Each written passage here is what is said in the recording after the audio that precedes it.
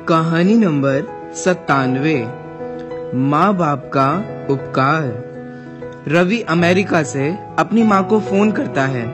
Hello माँ, मैं रवि बोल रहा हूँ। कैसी हो माँ? माँ ने कहा, मैं ठीक हूँ बेटे। ये बताओ तुम और बहू दोनों कैसे हो? हम दोनों ठीक हैं माँ, आपकी बहुत याद आती है। अच्छा सुनो माँ, मैं अगले महीने इंडिया आ रहा हूँ तुम्हें लेने। क्या?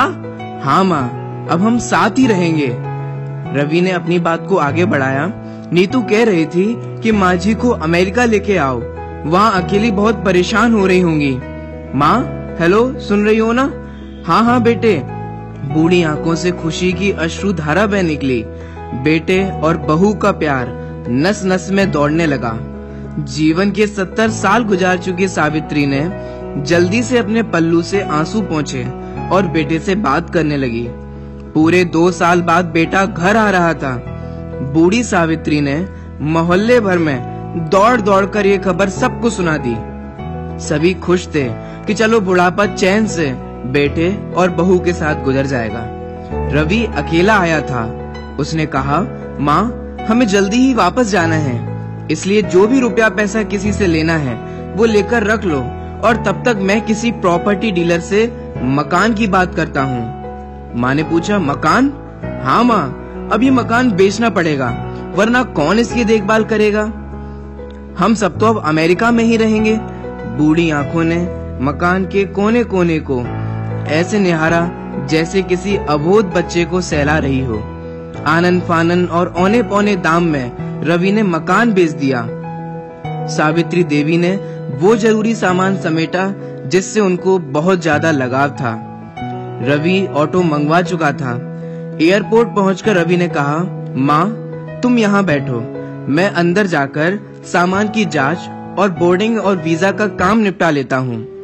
सावित्री देवी ठीक है बेटे कहकर वहीं पास की बेंच पर बैठ गईं।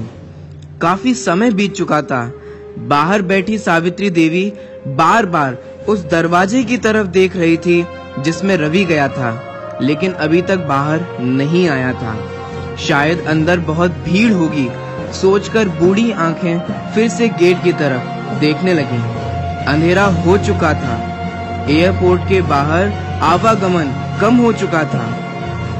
एक कर्मचारी ने वृद्धा से पूछा, माँ जी किसी से मिलना है क्या? सावित्री देवी ने घबराकर कहा, मेरा बेटा अंदर गया था टिकट लेने, वो मुझे अमेरिका लेकर जा रहा है। कर्मचारी ने सवाल किया, लेकिन अंदर तो कोई पैसेंजर नहीं है। अमेरिका जाने वाली फ्लाइट तो दोपहर में ही चली गई। क्या नाम था आपके बेटे का? रवि। सावित्री देवी के चेहरे पे चिंता की लकीरें उभर आईं। कर्मचारी अंदर गया और कुछ देर बाद बाहर आकर बोला, माँ जी आपका बेटा रवि तो अमेरिका जाने वाली फ्लाइट से कब का जा चुका है। क्या? वृद्धा की आंखों से आंसुओं का सैलाब फूट पड़ा। बूढ़ी माँ का रोम रोम कांप उठा। किसी तरह वापस घर पहुंची जो अब बिक चुका था। रात में घर के बाहर चबूतरे पर ही सो गई। सुबह हुई तो दयालु मकान मालिक ने एक कमरा रहने को दे दिया। पति की पेंशन से घर का किराया और खाने का काम चलने लगा। समय गुजरने लगा। एक दिन मकान मालिक ने वृद्धा से पूछा, माँ जी क्यों नहीं आप अपने किसी रिश्तेदार के यहाँ चली जाएं? अब आपकी उम्र भी बहुत हो गई है, अकेली कब तक रह पाएंगी? वृद्ध माँ बोली, हाँ चली तो जाऊं, लेकिन कल को मेरा बेटा आया तो यहाँ पर कौन उसका ख्याल रखेगा? ऐसा बोलते बोलते उसकी आंखों में आंसू आ गए। दोस्तों, बचपन में जिस माँ बाप ने हमें पाला, उनके बुढ़ापे में यदि तुमने उनको नहीं संभाला तो तुम्हारे भाग्य में ऐसी ज्वाला भड़केगी जो तुम्हें कहीं का नहीं छोड़ेगी। 2 किलो वजन उठाने में तुम्हारे हाथ दर्द करते हैं तो माँ को सताने से पहले सोचो कि उसने तुम्हें 9 माह पेट में कैसे रखा होगा।